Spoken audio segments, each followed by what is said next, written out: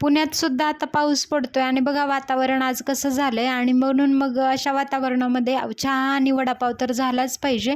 आता क्लिनिकला सुट्टी झाली होती आणि म्हणून आम्ही सोबत सगळेजण निघालो वडापाव खाण्यासाठी. कारण पुण्यामध्ये वाकडमध्ये जर तुम्ही इथे राहत असाल आणि इथला वडापाव जर तुम्ही खाल्ला नसेल ना, तर एकदा नक्की ट्राय करा. हे आहे श्री दत्त वडेवाले म्हणून आमच्या क्लिनिकच्या बाजूलाच आहेत हे.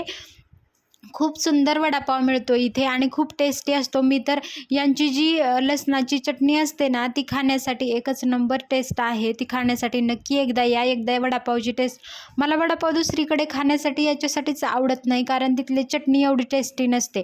पण यांची एकदा तुम्ही चटणी खाल ना वडापावसोबत, एक नंबर आहे. हे आहे श्री दत्त वडेवाले म्हणून. इथे तुम्ही एकदा नक्की व्हिजिट करा. जर वाकडमध्येच आहे ते हे छत्रपती चौकामध्ये.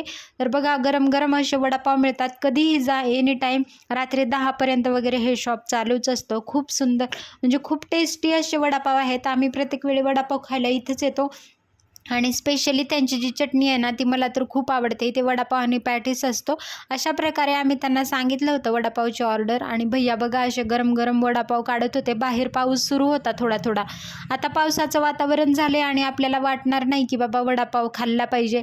तर कसं काय, म्हणजे आम्ही तर बाहेर असतो, त्यामुळे मग इथे सारखे येणं जाणं असतं. त्यामुळे आम्हाला वाटतं की वडापाव नेमका आता वातावरणच असं झाले तर खाल्लाच पाहिजे, म्हणून आम्ही आलो होतो चहा पिण्यासाठी आणि वडापाव खाण्यासाठी. अशा प्रकारे ऑर्डर आमची येतच होती.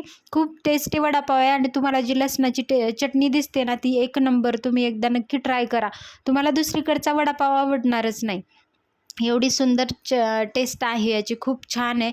नाही नाही म्हणता म्हणता 2-2 वडापाव तर सगळेजणच खातात. कारण काय होतं, इथल्या वडापावची टेस्ट एवढी जबरदस्त आहे ना. आधी मला कुठले कुठले वडापाव खायला आवडायचं, पण आता इथे जेव्हा मी टेस्ट केलं ना, आणि स्पेशली मी तुम्हाला सांगते आता की जी चटणी आहे ती चटणीच खरंच टेस्ट आहे. तुम्ही एकदा नक्की येऊन बघा. चला तर भेटूयात पुढच्या व्हिडिओमध्ये. चॅनलला सबस्क्राईब करा.